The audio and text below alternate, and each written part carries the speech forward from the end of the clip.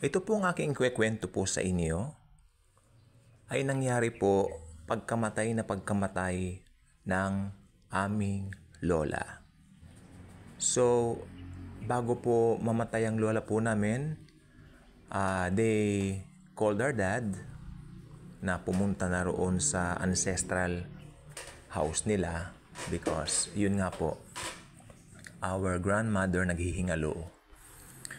Since dad during that time was busy sa work, so yeah, nag-rush po siya sa ancestral house nila. Ginabi po siya ng konti and okay lang po, right in time. Kasi hours, siguro 2 or 3 hours if I'm not mistaken. Mula nung dumating siya, doon po binawian ng buhay yung aming grandmother. At syempre, nandoon po yung kalungkutan at the same time yung acceptance na rin dahil yung lola po namin medyo may edad na rin, nakapag-rest na rin, hindi po ba? Yun po maganda ron, naka-rest na po. Pero ang daddy ko nagulat ng kanya pong ilingon pakaliwa yung kanyang ulo. Dahil nagulat siya. Kitang-kita po niya yung lola namin na nakatingin sa kanya doon sa tabi ng pinto. And yet, katabi niya yung bangkay ng lola namin. Kitang-kita ko, anak, sabi niya sa amin. Mga anak, nakita ko ang lola ninyo. The moment she died, lumingon ako for a while. And yet, wow, nakita ko ang lola ninyo staring at me. As a Bible-believing Christian naman, ang dad namin, kanya ganon. Ito yung nakalagay sa Bible, sabi niya, familiar spirits.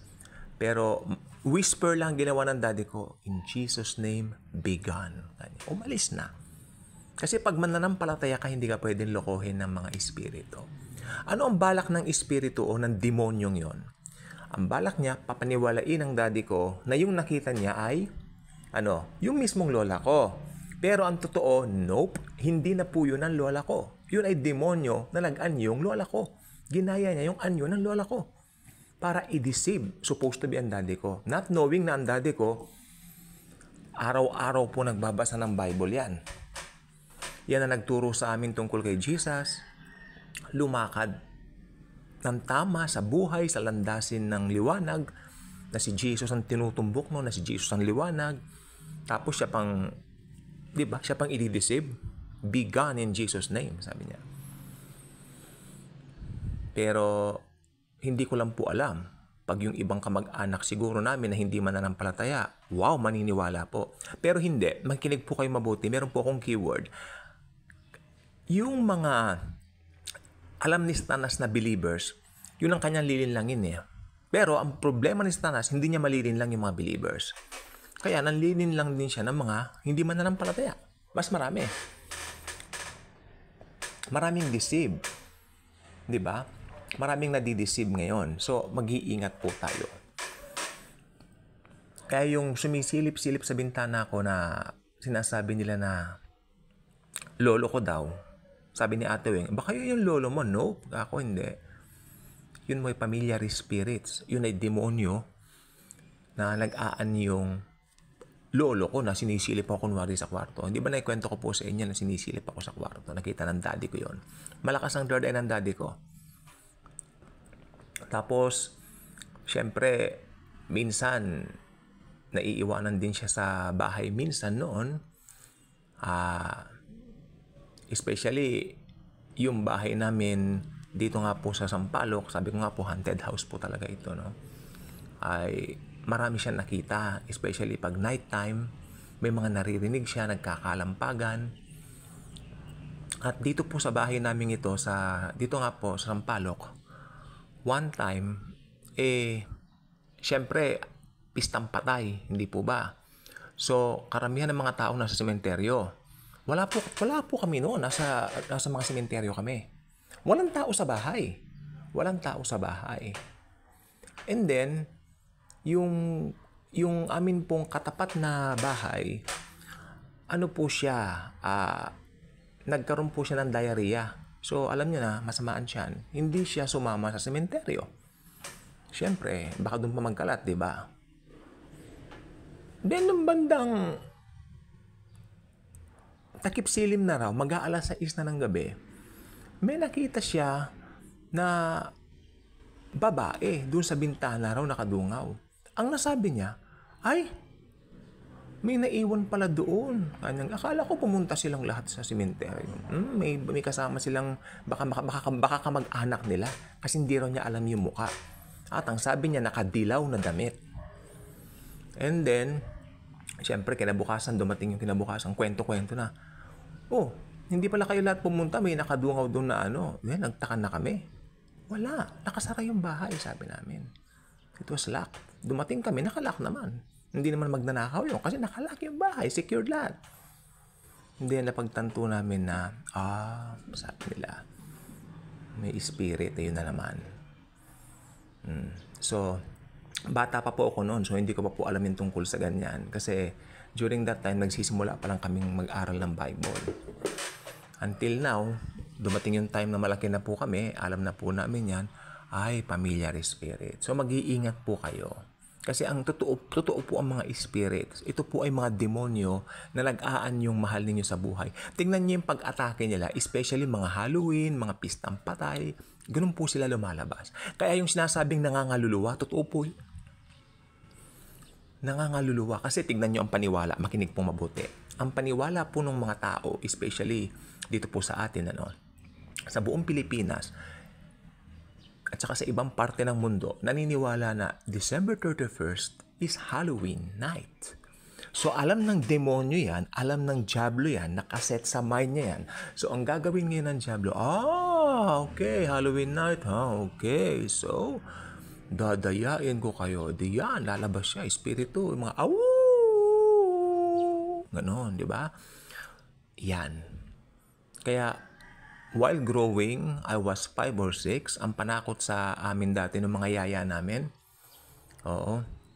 Pag ayaw namin matulog ng maaga, yung mga yaya namin sabihin niya, hala, may mga ngaluluwa. Ayan. So matatakot kami, matutulog kami talaga, di ba? Takot ka eh.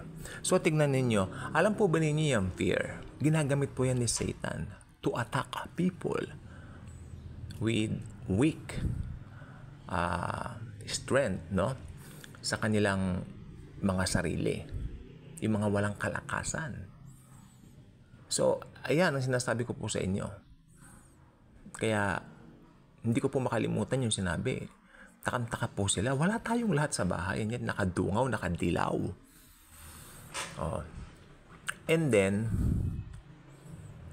marami pa pong ibang kwento doon. Yung isang bali lola na po namin ito kasi tawag po dito, asawa po ito ng aming tiyahin, no? Nanay po ito ng aming tiyahin. Bali tiyahin na rin po namin kasi yung babaeng yon na tiyahin namin, asawa ng uncle namin, totoo. Diba? Yung uncle namin, nakapag-asawa, dumating yung nanay niya. Then, may nakita raw siya na paglabas daw niya ng pinto, nakatingin daw sa kanya isang matandang lalaki. Inignore lang niya, akala niya kasama namin sa bahay. Hindi. So talagang, sabi nung nanay nung auntie ko, bukas ang third eye ko eh. Kaya ako nakikita ko. Pero I'm not in a panic. Kanyang ganun dahil I know, bata pa lang ako, nakakakita na ako. Sabi niya.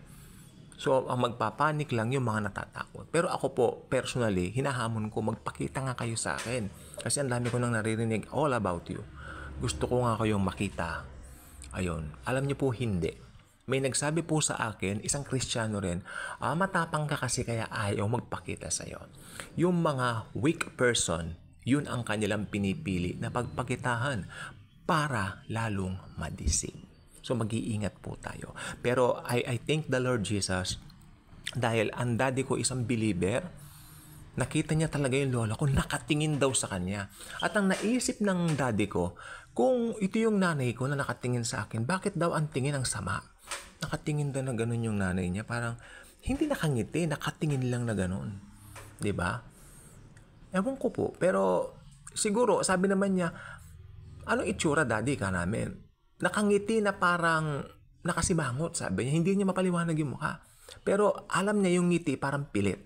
Ayun ang sabi pa niya, sorry. Nakangiti na parang pilit, sabi niya. Kasi kilala ko ang nanay ko, sabi niya. Our mother, pag nakangiti, talagang masarap ngumiti. So, familiar spirits po yun.